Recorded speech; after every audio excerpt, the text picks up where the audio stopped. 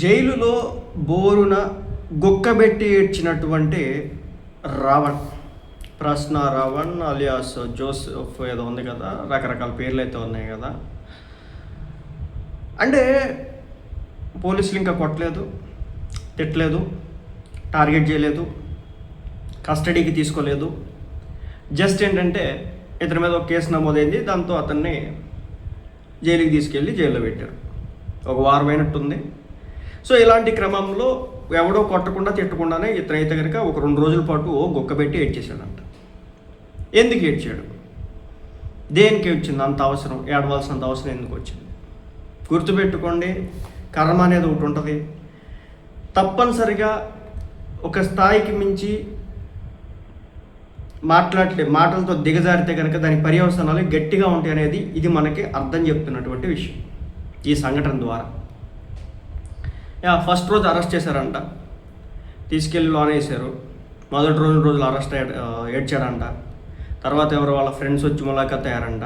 YCP నాయకులు ఎవరు కూడా మేబీ జగన్మోహన్ రెడ్డి గారు ఇతన్ని కలుస్తాడు, జైలుకి వెళ్తాడు, జైల్లో ఇతన్ని పరామర్శిస్తాడని చెప్పేసి వార్తలు వచ్చినాయి, కానీ అది అబద్ధం అనమాట, నిజమైతే కాదు.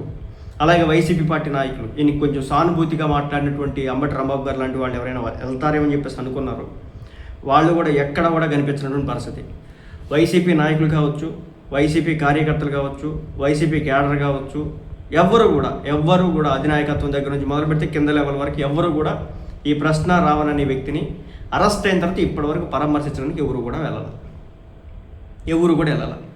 కేవలం ఎవరు ఒక అడ్వకేట్ అయితే వెళ్ళాడంట. అయితే అతను వైసీపీ నుంచి వచ్చిన అడ్వకేటో లేకపోతే జడా శ్రవణ్ గారు అయితే ఆయన కూడా వెళ్ళలేదంట.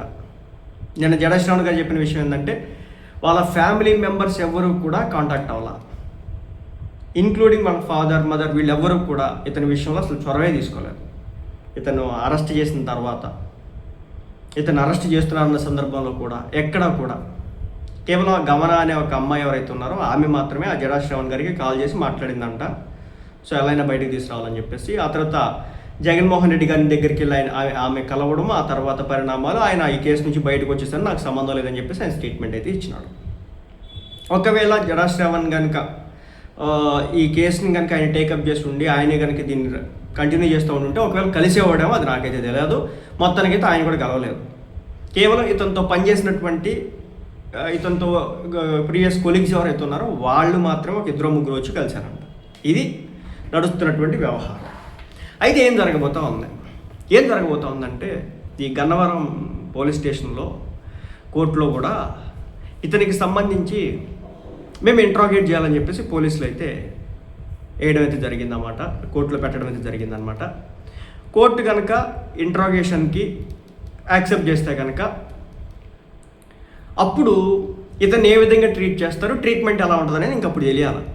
ఇంకా వైసీపీ వెనకాల నుండి పోరాటం ఎంత చేస్తుంది, ఏం చేయబోతా ఉంది. ఎందుకంటే నెట్వర్క్ అయితే చిన్న అయితే కనిపించట్లా, చాలా దారుణంగా ఉంది. ఇతనికి సంబంధించిన వీడియోలు కొన్ని చూసాం కదా. ఫస్ట్లో ఒక టీవీ ఛానల్లో, కొన్ని వెబ్సైట్లో, కొన్ని ట్విట్టర్ సోషల్ మీడియా అకౌంట్స్లో కూడా ఒక మహిళతో ఉన్నటువంటి వీడియోలని తిప్పారు కదా. ఇతని ఫోన్లో కొన్ని అసాంఘిక వీడియోలు ఉన్నాయని చెప్పేసి, అశ్లీల వీడియోలు ఉన్నాయని చెప్పేసి వీటన్నిటి మీద వచ్చేస్తాయి అన్నమాట. వచ్చినప్పుడు మరి వాటికన్నిటికీ సమాధానాలు చెప్తాడా? అలాగే పవన్ కళ్యాణ్ గారిని ఎందుకు టార్గెట్ చేస్తున్నాడు, రాజకీయ ఎజెండా ఏంటి, కేవలం కూటమి ప్రభుత్వాన్ని ఎందుకు టార్గెట్ చేస్తూ ఉన్నాడు, అలాగే దేవుళ్ళని ఎందుకు తిడతా ఉన్నాడు, అలాగే దేశం అంటే ఒక దేశభక్తి లేదని చెప్పేసి నువ్వు ఎందుకు చెప్పినావు, మావోయిస్టులకు ఎందుకు మద్దతు పలికేలా నువ్వు ఈ విధంగా చేస్తూ ఉన్నావు, వీటన్నిటికీ అతను సమాధానాలు చెప్పాల్సి ఉంటుంది. అంత తేలికైతే కాదు, చిన్న చిత్తుగా కాదు. ఒక వ్యక్తిని తిట్టి మాట్లాడేసి వదిలేయడం ఒక లెక్క అయితే, దేశం మీద ప్రేమ లేదనడం, తర్వాత ఈ మావోయిస్టులకి సంబంధించి మద్దతులు కావచ్చు, తర్వాత ఈ ఏదైతే దేవీ దేవతలను తూలి మాట్లాడడం కావచ్చు, నోటికి ఎంత వస్తే అంత మాట్లాడితే నా కొడకలారని చెప్పేసి రెచ్చిపోవడం కావచ్చు. చివరాఖరికి వాళ్ళ ఫ్యామిలీ మెంబర్స్ కూడా అతని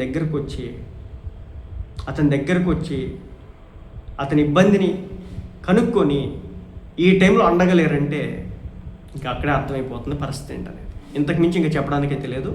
మొత్తానికైతే 2 రోజుల పాటు జైల్లో గొక్కెట్టి ఏడ్చాడంట.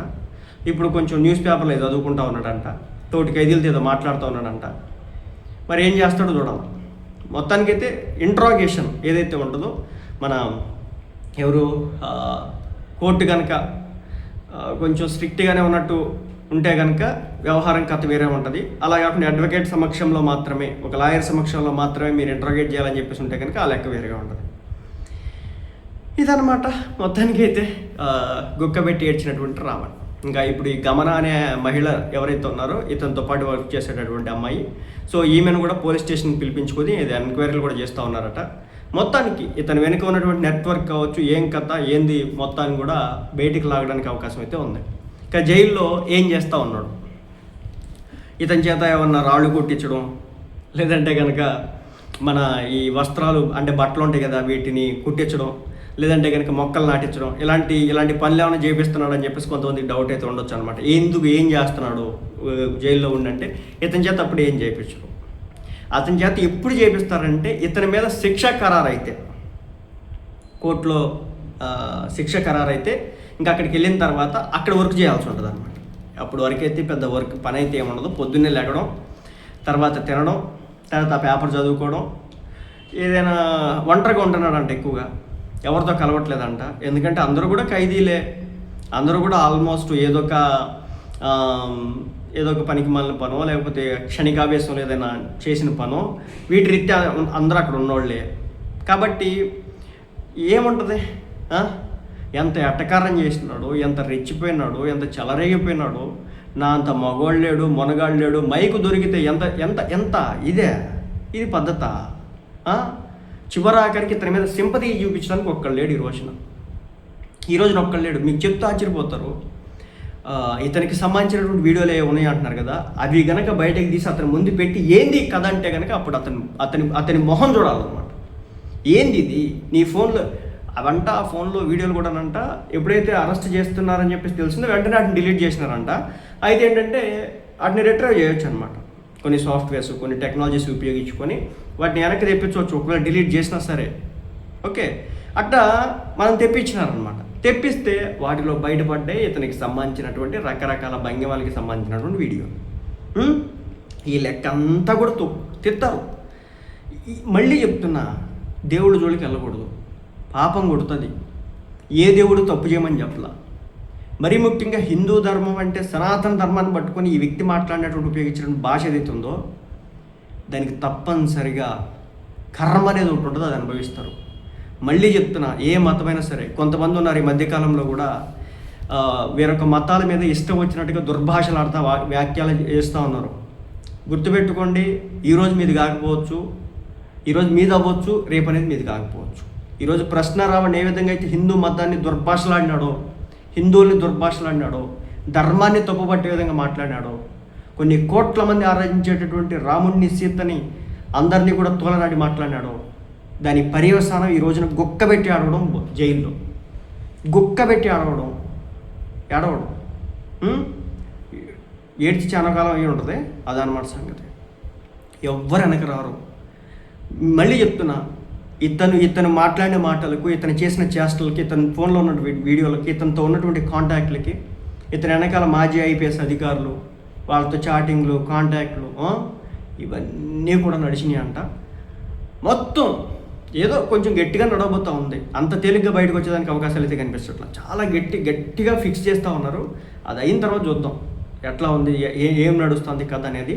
మొత్తానికి అయితే జైల్లో గొక్కబెట్టి ఏడ్చినటువంటి రావు. అది సంగతి.